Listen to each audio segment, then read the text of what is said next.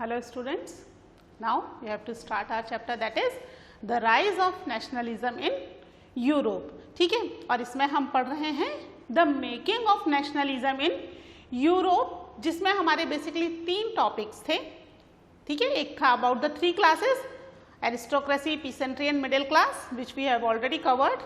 ठीक है, इसके अलावा था लिबरलिज्म.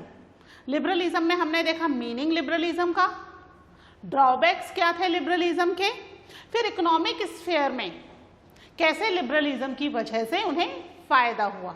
ठीक है, हमने देखा था ना एक जगह से दूसरी जगह वेइंग और मेजर की यूनिट्स डिफरेंट थी, जिसकी वजह से ट्रेडर्स को बहुत ही परेशानियों का सामना करना पड़ रहा था और इसकी वजह से जो बिजनेस था वो भी बहुत परेशानी के साथ हो रहा था. Means people were not interested, क्योंकि हर जगह टैक्सेस पे करने के साथ साथ मेजरमेंट की यूनिट्स में भी चेंजेस हो रहा था, है ना. तो ये सब परेशानियां जो थी, इनसे बिजनेसमैन परेशान थे.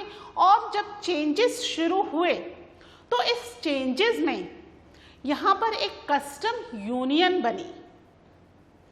ठीक है, मार्केट की फ्रीडम और जो स्टेट ने रिस्ट्रिक्शंस इम्पोज किए हुए थे कि भाई टैक्सेस वगैरह पे करना पड़ेगा, जो ट्रेड बैरियर्स लगाए हुए थे वो तो हट गए स्टेट टू स्टेट.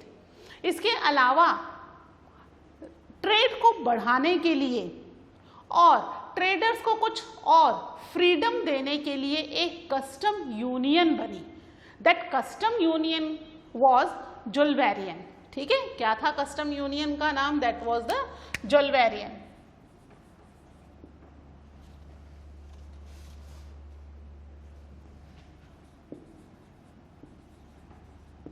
ठीक है, जुल्वेरियन कस्टम यूनियन का नाम था. ये क्यों बनी? Basically it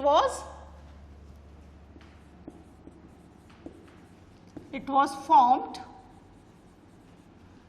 in 1834. ठीक है, चेंजेस आ रहे हैं. 1834 में ये एक कस्टम यूनियन बनी, जुल्वेरियन. ठीक है, जुल्वेरियन बेसिकली क्यों बनी कि जिससे कि जो ट्रेड बैरियर्स हैं या जो प्रॉब्लम्स फेस करनी पड़ रही है ट्रेडर्स को, उससे उन्हें थोड़ा रिलैक्स मिले. इसके लिए ट्रांसपोर्टेशन और कम्युनिकेशन, इस चीज़ को तो बढ़ावा दिया ही गया जिससे बिजनेस ज़्यादा एक्सपेंड हो जाए. प्लस यहाँ पर क्या था, करेंसीज का बहुत प्रॉब्लम था. एक जगह से दूसरी जगह जाने पर करेंसी एक्सचेंज करनी पड़ती थी. ठीक है, तो यहाँ पर 30 करेंसीज लगभग एक स्टेट में लगभग 30 करेंसी उन्हें कैरी करनी पड़ रही थी. State to state currency change हो रही है ना, तो लगभग 30 तरह की करेंसीज जो थी वो चल रही थी. तो यहाँ पर उन्होंने करेंसीज को 30 से रिड्यूस करके 2 कर दिया. 2 मेन करेंसीज थी जो उन्हें कैरी करनी पड़ेंगी. ठीक है, इसके अलावा ट्रेड बैरियर्स जो थे वो ट्रेड बैरियर्स हटा दिए गए, जो उन्हें एक जगह से दूसरी जगह जाने पर टैक्स पे करना पड़ रहा था. वो ट्रेड बैरियर्स भी हटा दिए गए. क्या किया गया यहाँ पर जुल्वेरियन के थ्रू? दे अबॉलिश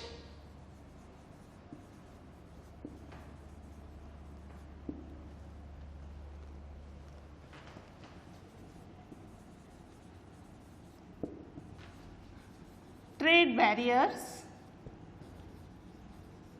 and क्या किया उन्होंने? reduce the currency from 30 to 2. ठीक है, 30 से करेंसी कितनी कर दी? रिड्यूस करके 2 कर दी. अब इतनी सारी करेंसीज उन्हें कैरी करने की ज़रूरत नहीं है.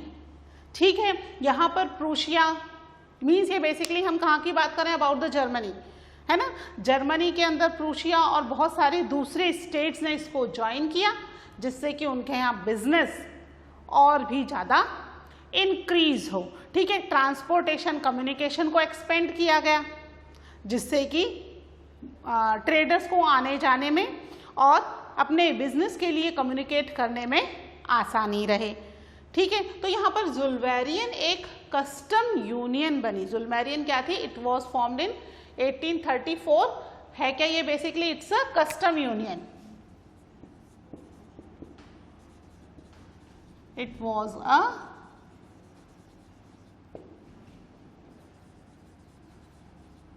Custom union.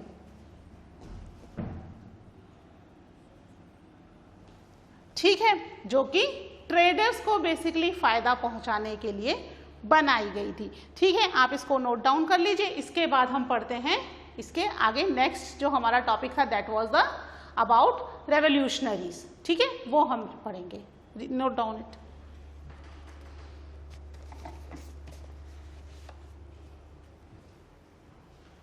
ठीक है, इसको रब कर रही हूं मैं।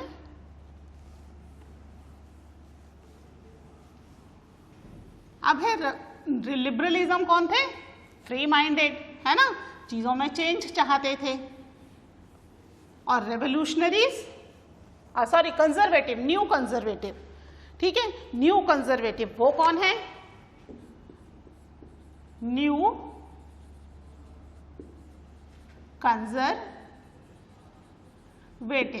ठीक है, कंजर्वेटिव वर्ड का मतलब आपको पता है? कंजर्वेटिव वर्ड का मतलब, कंजर्वेटिव वर्ड का मतलब है जो कि पुराने विचारों वाले होते हैं। ठीक है, पुराने विचार जैसे कि दे सपोर्ट द मोनार्की, है ना, वो नहीं चाहते थे कि कंट्री में ये जो चेंजेस हो रहे हैं, इतने तेजी से चेंजेस आ रहे हैं, है ना, पहले मोनार्की थी तो सब कुछ सही चल रहा था, एक रूल रेगुलेशन सेट था कि हमें किस तरीके से क्या करना है। फिर क्या हुआ? नेशनल असेंबली ने चीजें चेंज करनी शुरू कर दी। फिर डिक्टेटरशिप आ गई, जबरदस्ती आर्मी में जाना पड़ रहा है, वॉर हो रही है कंटिन्यूसली। फिर वो सब चीजें चेंज हुई, बार बार चीजें चेंज हो रही हैं। ये रेवोल्यूशनरी सॉरी कंजर्वेटिव्स को पसंद नहीं था। कंजर्वेटिव चाहते थे कि चीजें चेंज ना हो, जो चलता चला आ रहा है वही रहे। लेकिन अब इस कंजर्वेटिव के आगे एक और वर्ड लग गया, न्यू। न्यू कंजर्वेटिव, अब ये नए तरह के कंजर्वेटिव हैं, यानी इसमें भी थोड़ा चेंज आ गया है, नहीं, उनकी सोच में थोड़ा चेंज आ गया। क्या चेंज आया? कि इतने सालों से जो चेंजेस हो रहे थे वो उन्हें भी पसंद थे, है ना, कि भाई जो स्टेट है, रिस्ट्रिक्शंस हट रही हैं स्टेट के बीच में से, बिजनेस एक्सपेंड हो रहा है, ट्रांसपोर्टेशन कम्युनिकेशन बढ़ रहा है। ठीक है, करेंसीज की प्रॉब्लम खत्म हो रही है, लैंग्वेज अब हम कहीं से कहीं भी कम्युनिकेट कर सकते हैं, लैंग्वेज सिंगल कर दी है। तो जो चेंजेस हो रहे थे वो चेंजेस इन्हें पसंद थे। ये चाहते थे कि चेंजेस हो रहे हैं वो हो, but it should be in a gradual speed, बहुत धीरे धीरे हो। बहुत तेजी से जैसे फट से एक रात में क्या हुआ, मोनार्की खत्म की, मोनार्की को प्रिजन में डाल दिया और क्या कर दिया, चेंजेस कर दिए, कंट्री को रिपब्लिक डिक्लेयर कर दिया। ऐसा पॉसिबल नहीं है, बहुत क्विक चेंजेस ना हो, स्लो पेस में चेंजेस हो तो वो कंट्री के लिए सही हैं। और जो चेंजेस हो गए वो ठीक है, वो रहने दो, बट अब जो नए चेंजेस करने हैं उसमें यू शुड टेक टाइम, सोच समझ करके करो।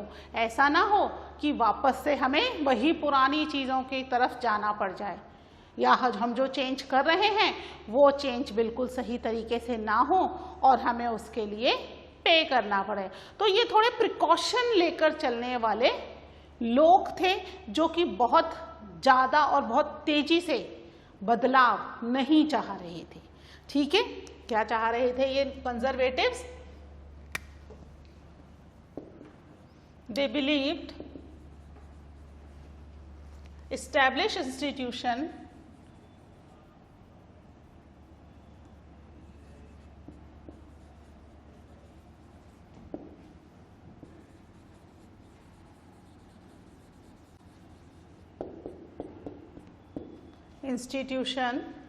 of state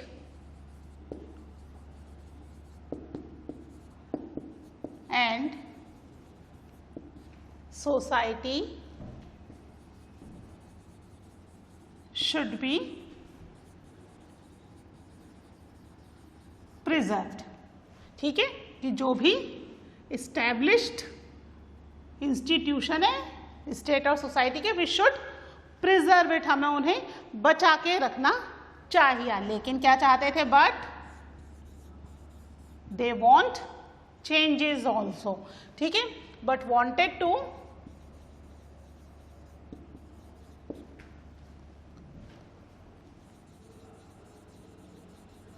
continue with the changes initiated by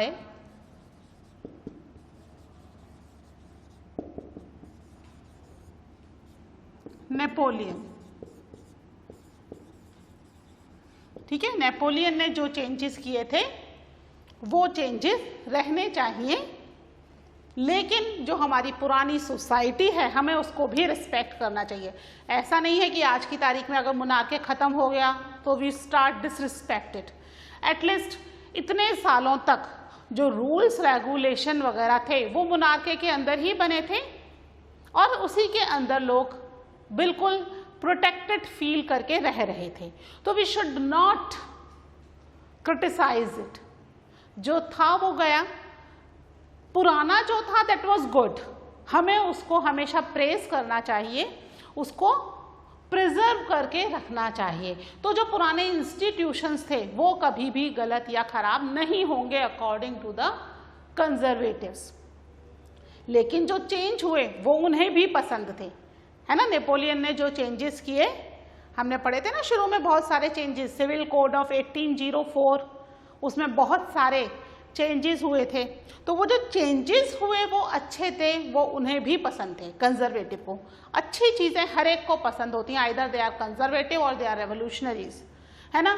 liberal हो या रेडिकल्स हो, सभी को अच्छी चीज़ें पसंद होती हैं। तो ये कुछ चीज़ें जो नेपोलियन ने इंट्रोड्यूस की थी दैट वाज वेरी गुड, है ना। इक्वालिटी बिफोर लॉ कर दिया, सेंट्रलाइज एडमिनिस्ट्रेटिव सिस्टम कर दिया, वेइंग मेजरमेंट की यूनिट सेम कर दी, state to state tax barrier हटा दिए, है ना। सर्फडम खत्म कर दिया, मैनोरियल ड्यूज खत्म कर दिए। तो ये बहुत सारी चीज़ें थी। तो ये चाहते थे कि ये चीज़ें कंटिन्यू रहें, but we should respect our past, है ना। पास्ट को हमें कभी भी क्रिटिसाइज या गलत नहीं बताना चाहिए, but we have to learn from our past कि गलत जो भी हुआ वी शुड चेंज इट, है ना।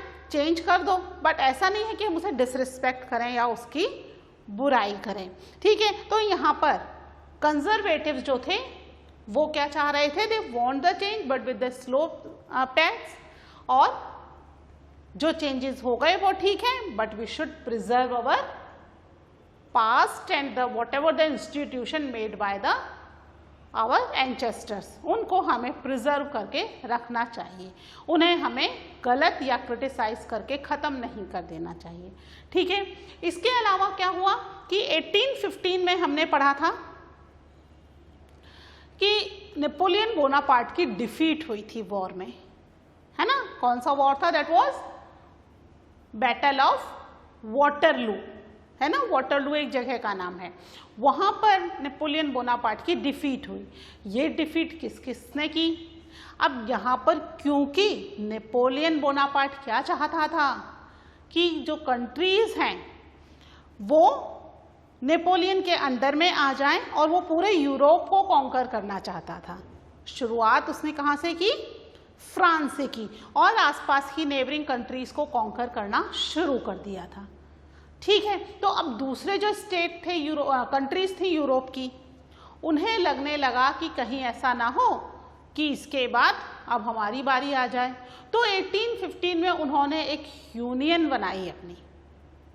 ठीक है, कौन कौन सी कंट्रीज थी यहाँ पर, Britain, Russia, Prussia and Austria. In 4 countries ने मिलकर के, इनमें अभी भी मोनार्की था, राजा का ही रूल चल रहा था, अभी मोनार्की यहाँ खत्म नहीं हुआ।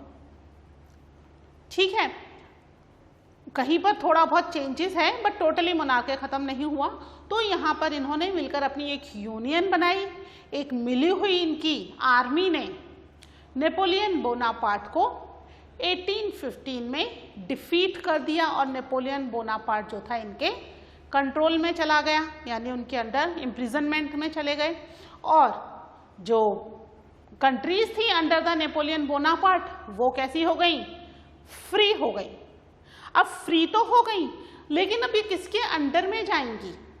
रिपब्लिक रहेंगी या मोनार्के रहेंगी?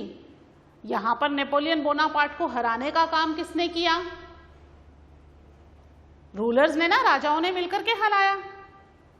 4 अलग अलग कंट्रीज के राजाओं ने मिलकर के अपनी आर्मी तैयार की और नेपोलियन बोनापार्ट को हराया। क्योंकि राजाओं ने हराया, यहां पर कोई भी डेमोक्रेटिक रिपब्लिक गवर्नमेंट इन्वॉल्व नहीं थी, ठीक है। तो यहां पर क्योंकि राजाओं ने मिलकर हराया, मोनार्के की एक तरीके से जीत हुई। तो अब जो भी कंट्रीज नेपोलियन बोनापार्ट के अंडर में थी, इंक्लूडिंग फ्रांस, यहां पर वापस से इन्होंने मोनार्के को रिस्टोर कर दिया, ठीक है। और मोनार्के को रिस्टोर करने के बाद इनके बीच में एक ट्रीटी हुई वियना में, जगह का नाम है वियना। यहाँ पर ट्रीटी हुई वियना के अंदर, जिसमें इन्होंने कुछ चीजें फिक्स कर ली, जिससे कि आगे फ्यूचर में इस तरह के किसी भी इन्वेंशन या किसी भी इस तरह की प्रॉब्लम्स को रोका जा सके, ठीक है। You just note down these 2 points, then we will discuss about the treaty of Vienna.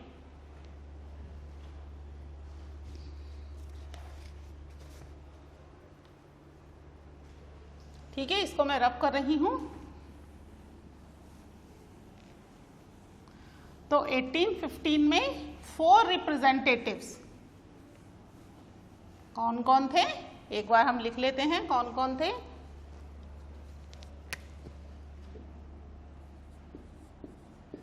In 1815, the representative of European power, कौन कौन से थे? Britain, Russia, Prussia and Austria, ठीक है। ये 4 क्या थे? They are the representative of the European power, ठीक है।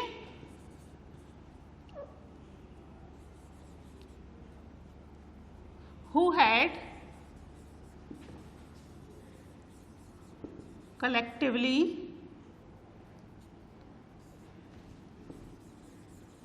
defeated the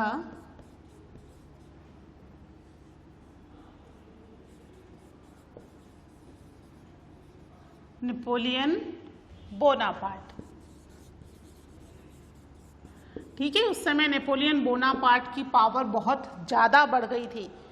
अगर उसे ये नहीं रोक पाते, अलग अलग ही रहते, तो क्या होता? कुछ टाइम में ब्रिटेन, रशिया, प्रूशिया और ऑस्ट्रिया पर भी नेपोलियन बोनापार्ट का रूल हो जाता, ठीक है। तो इसलिए यहाँ पर इन्होंने मिलकर के पूरे यूरोप को बचाने के लिए, क्योंकि अभी तक यहाँ पर रूल नहीं हुआ था, है ना, लेकिन जिस तरीके से नेपोलियन अपनी पावर बढ़ा रहा था, जल्दी ही इन कंट्रीज के अंदर भी नेपोलियन का रूल हो जाता। तो अपने आप को पूरे यूरोप का रिप्रेजेंटेटिव बताते हुए इन 4 कंट्रीज ने मिलकर के नेपोलियन बोनापार्ट को 1815 में डिफीट कर दिया, ठीक है। कौन सी वॉर थी? डिफीटेड द नेपोलियन बोनापार्ट, लिख लेते हैं, in the battle of Waterloo, ठीक है। वैसे तो आपको पता है, लास्ट ईयर आप पढ़ चुके हो इसके बारे में, है ना। और उसके बाद उन्होंने एक ट्रीटी की, they all meet in Vienna, और वियना में मिलकर उन्होंने एक ट्रीटी की, ठीक है। इस ट्रीटी के अंदर जो ऑस्ट्रियन चांसलर थे, ड्यूक मैटरनिच, उन्हें उन्होंने अपना हेड चुना। भाई मीटिंग होगी तो कोई एक तो हेड होगा ना, जो कि मीटिंग को कंटिन्यू करवाएगा, जो भी टर्म्स कंडीशंस हैं उनके लिए बात आगे रखेगा। तो यहाँ पर मीटिंग में ऑस्ट्रिया के जो चांसलर थे ड्यूक मैटरनिच, उन्हें इन्होंने अपना हेड मान लिया। ठीक है, कहां पर मिले? They met in Vienna,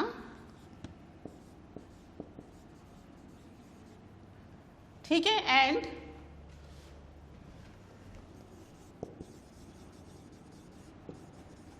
to draw up the future of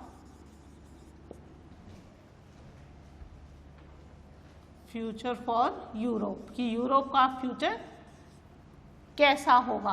और इनके हेड कौन बने? द कांग्रेस वॉज, जो मीटिंग हो रही थी, ठीक है, the congress was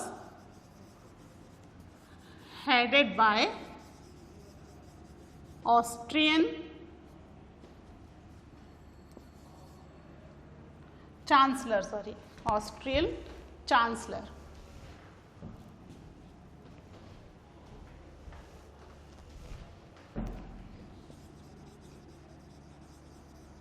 Austrian chancellor, क्या नाम है इनका? Duke Metternich. ठीक है, नाम ध्यान रखना इनका, ये इंपॉर्टेंट नाम है, बहुत सारे भी इनके स्टेटमेंट्स आएंगे, एग्जाम में भी आते हैं। ठीक है, ये स्टेटमेंट किसका है तो हमें बताना पड़ेगा। तो ड्यूक मैटरनिच एक इंपॉर्टेंट नाम है, कहाँ के हैं? He belongs to the Austria. ठीक है, तो ये ऑस्ट्रियन चांसलर थे, जो कि ये जो इनका ग्रुप बना, ऑर्गेनाइजेशन बनी इनकी, इसको इस कांग्रेस के जो थे हेड, उन्हें इन्होंने मिलजुल के अपॉइंट किया। ठीक है, और क्योंकि ये मिले वियना में, तो यहाँ पर जो ट्रीटी हुई, जो बातचीत हुई, उस बातचीत को क्या नाम दिया गया? That was known as the treaty of Vienna. ठीक है, तो क्या बातचीत हुई? क्या उन्होंने फाइनली यूरोप का फ्यूचर डिसाइड किया कि यूरोप में किस तरह की गवर्नमेंट होगी, कौन किसके कंट्रोल में हो। ठीक है, तो वो हम देखते हैं अभी about the treaty of Vienna. किस ईयर में होगी ट्रीटी ऑफ वियना? क्योंकि 1815 में नेपोलियन बोनापार्ट को हराया, तो 1815 में ही वो क्या करेंगे? अपनी नई रूल्स रेगुलेशंस को फाइनलाइज करेंगे। ठीक है, तो 1815 में ही क्या होगी? ट्रीटी ऑफ वियना हुई थी। ठीक है, फिर इसके बाद आप लिख लो, इसके बाद हम देखते हैं about the treaty of Vienna.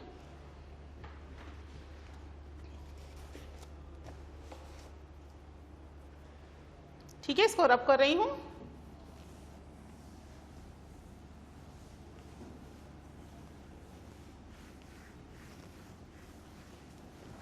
तो ट्रीटी ऑफ वियना हुई, किसके बीच में हुई? चार कंट्रीज ने मिलकर के डिसाइड किया, पर ये चार कंट्रीज के लिए ही नहीं था, it was not only for the 4 countries. ठीक है, किसके लिए था ये? फॉर द होल यूरोप, है ना, क्योंकि यूरोप की जो जो कंट्रीज नेपोलियन बोनापार्ट ने कॉन्कर कर ली थी, अब वो कंट्रीज कहाँ चली गई थी? इन चारों कंट्रीज के पास। भी हराया ना नेपोलियन बोनापार्ट का, तो नेपोलियन बोनापार्ट की जीती हुई सारी कंट्रीज किसको मिल गई? इन चारों कंट्रीज को मिल गई। तो अब ये चारों कंट्रीज डिसाइड करेंगी कि उनके साथ क्या किया जाए। ठीक है, तो हम देखते हैं the treaty of Vienna.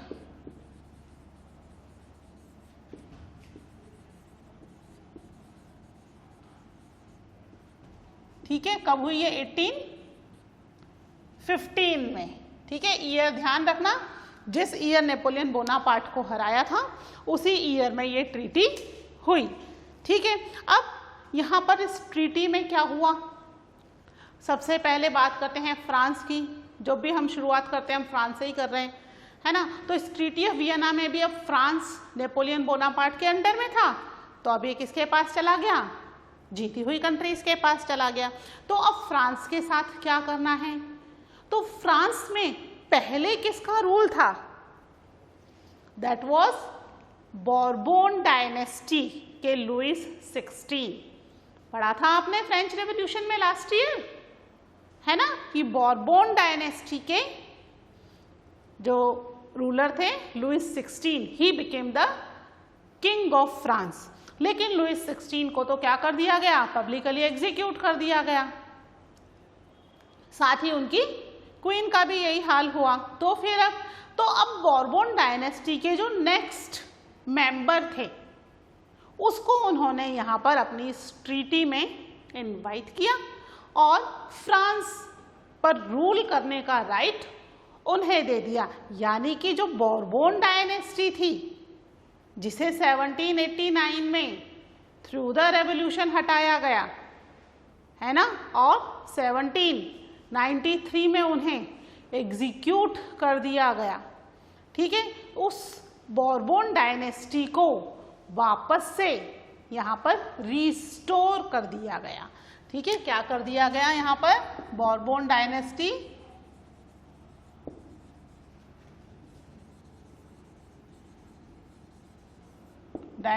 was restored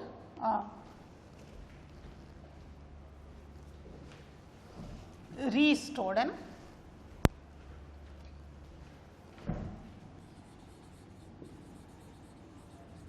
restored in power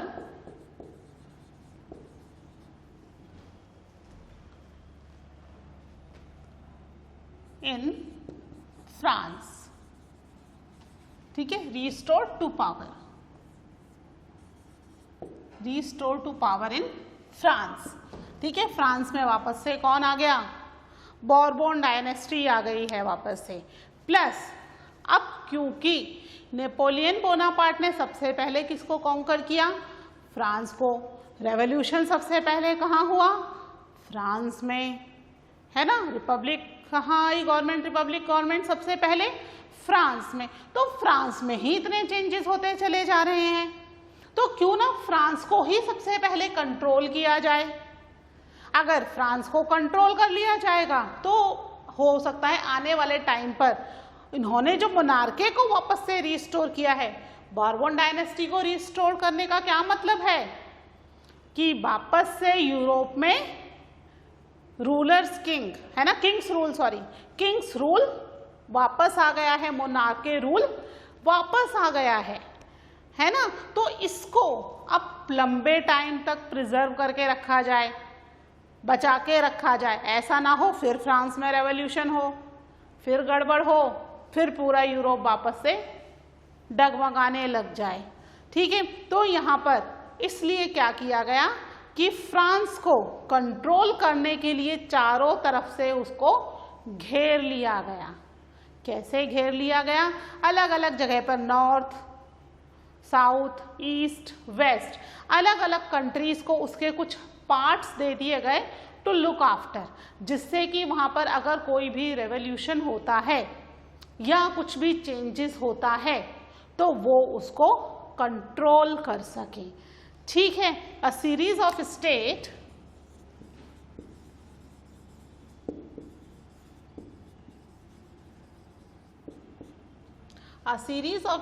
created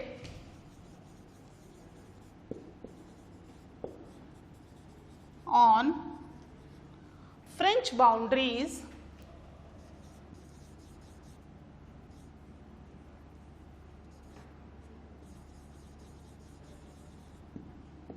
ठीक है, स्टेट्स की एक सीरीज बना दी गई इन द फ्रेंच बाउंड्रीज। क्यों बना दी गई? जिससे कि उन्हें जो भी चेंजेस हो रहा है फ्रांस में उससे उसको रोका जा सके। ठीक है, इसके अलावा और भी बहुत सारे चेंजेस हुए। ये जो सीरीज थी, फ्रांस को चारों ओर जो बाउंड्रीज बना दी गई, ये बाउंड्रीज अलग अलग स्टेट को दे दी गई। ठीक है, तो यहाँ पर जो है नीदरलैंड, प्रूशिया, जेनेवा, है ना, इनको जर्मनी, इनको कुछ कुछ पार्ट जो कि फ्रांस की नेबरिंग कंट्रीज थी, इनको कुछ कुछ पार्ट इसका कंट्रोल करने के लिए दे दिया गया। फिर नेपोलियन बोनापार्ट ने एक और बड़ा काम किया था, जर्मन कॉन्फेडरेशन को, जो उसके 39 स्टेट्स थे ना, उन्हें क्या कर दिया था? यूनाइटेड कर दिया गया था और जो भी टैक्स बैरियर्स वगैरह थे वो खत्म कर दिए थे। तो इसको इन्होंने नहीं छेड़ा। German confederation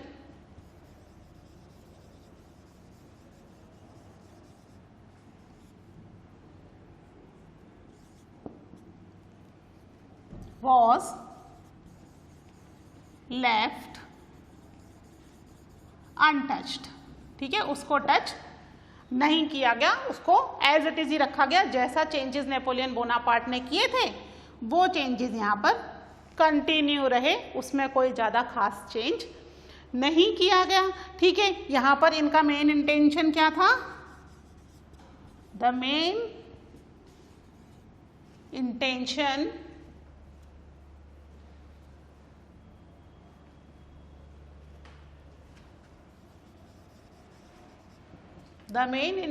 was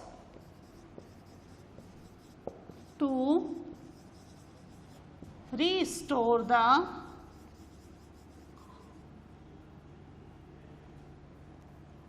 monarchy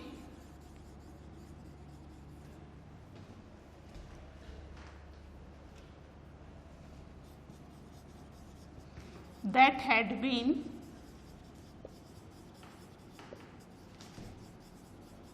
overthrown by Napoleon. ठीक है, वापस से मोनार्की को रीस्टोर करना, that was their main intention. ठीक है, ये वॉर भी नेपोलियन बोनापार्ट को हरा करके, जो वॉर हुई वाटरलू की, वापस से मोनार्की को रीस्टोर करने के लिए की गई थी। ठीक है, तो यहाँ पर जो अच्छे चेंजेस थे वो इन्होंने कंटिन्यू रखे, जैसे जर्मन कॉन्फेडरेशन वाला, और भी कुछ चेंजेस थे जो नेपोलियन ने किए थे वो इन्होंने कंटिन्यू रखे। ठीक है, मेन इनका इंटेंशन जो था कि नेपोलियन बोनापार्ट की हर बात को अंडू करना इनका इंटेंशन नहीं था। इनका मेन इंटेंशन क्या था? मोनार्की को वापस से रीस्टोर करना, जिससे कि कंट्री के अंदर उनका रूल कंटिन्यू चलता रहे, कहीं ऐसा ना हो फ्रांस में चेंजेस हुए, फिर अगल बगल दूसरी कंट्रीज में चेंजेस हुए, और धीरे धीरे इन कंट्रीज में भी जो यहाँ पर फाइट की ना, ट्रीटी ऑफ वियना में कौन सी 4 कंट्रीज थी? ब्रिटेन, रशिया, प्रूशिया, ऑस्ट्रिया, ये 4 मेन कंट्रीज थी, है ना। तो कहीं ऐसा ना हो कि इन कंट्रीज में भी चेंजेस होना शुरू हो जाए। तो इन चेंजेस से बचने के लिए और मोनार्की को कंटिन्यू एग्जिस्टेंस में रखने के लिए इन्होंने वापस से बोर्बन डायनेस्टी को रीस्टोर किया। एज सच बोर्बन डायनेस्टी के रूलर कोई इनके वो नहीं थे कि भाई उनको रीस्टोर करने में उनका कुछ बेनिफिट था, no, but they wanted to restore the monarchy, कि राजा का रूल रहना चाहिए फ्रांस में, क्योंकि बोर्बन डायनेस्टी का रूल चलता आ रहा था कई सौ सालों से। तो बोर्बन डायनेस्टी के जो भी रूलर थे उन्हें लुइस फिलिप, आगे आएगा नाम इनका, लुइस फिलिप थे, इनको इन्होंने वापस से कंट्री के अंदर रीस्टोर कर दिया, और वापस से यूरोप में क्या हो गया? मोनार्की रूल इस्टेब्लिश हो गया। ठीक है, यानी जो कंजर्वेटिव्स थे वो कह ही रहे थे कि चेंजेस जिस तेजी से आप कर रहे हो ये चेंजेस ज़्यादा टाइम तक कंटिन्यू नहीं रहेंगे, ये अंडू हो जाएंगे, और फाइनली वही हुआ। सारे चेंजेस तो नहीं, बट हाँ जो मेन चेंज था कि कंट्री को मोनार्की से कन्वर्ट करके रिपब्लिक कर देना, वो चेंज जो था वो यहाँ पर अंडू हो गया। बट ये भी लॉन्ग लास्टिंग नहीं है ना, फिर चेंजेस होंगे, क्योंकि एक बार लोगों को इक्वालिटी, फ्रीडम, इनके बारे में पता लग चुका है, तो वो अब मोनार्की रूल में ज़्यादा टाइम तक नहीं रहेंगे। ठीक है, फिर इसमें हम पढ़ते हैं about the revolutionaries in the next lecture. ठीक है, तब तक के लिए टेक केयर, बाय।